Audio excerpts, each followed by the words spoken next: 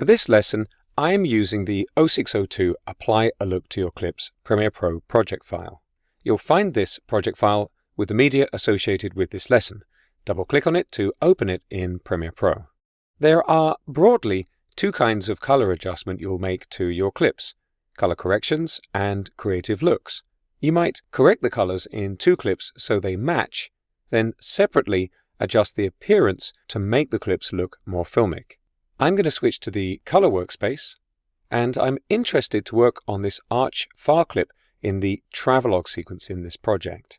And in fact, I want to compare the original version of the clip with the version that I'm working on. So in the project panel, I'm going to expand this media bin and double-click to open the arch far shot in the source monitor.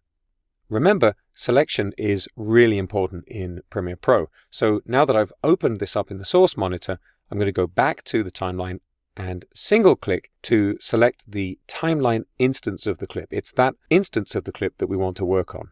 I've also already increased the size of the Lumetri Color panel. I just clicked on the boundary at the edge of the panel and dragged it out so I have more access to the controls. And I'm going to go to the Creative section of the panel. In this section, we have a number of pre-built looks that you can apply to your clips to achieve a subtle, nuanced color correction adjustment. We have a look menu that lists all of the built-in looks as text, but I'm really interested to work with this preview browser. On the right side of the preview is an arrow, and I can click on this to browse through a few of the built-in looks. If you like a look that you see, you can click on the picture to apply it to the clip. I should note that these looks are really intended to add that nuanced adjustment rather than to correct problems with your clips. But you can combine these looks with other adjustments in the Lumetri Color panel. Here I'm going to go back to the basic correction section, and I think I'm going to lift up the exposure a little, maybe push up the contrast, pull down the shadows, lift the highlights, and you can continue working until you're happy with the combined result.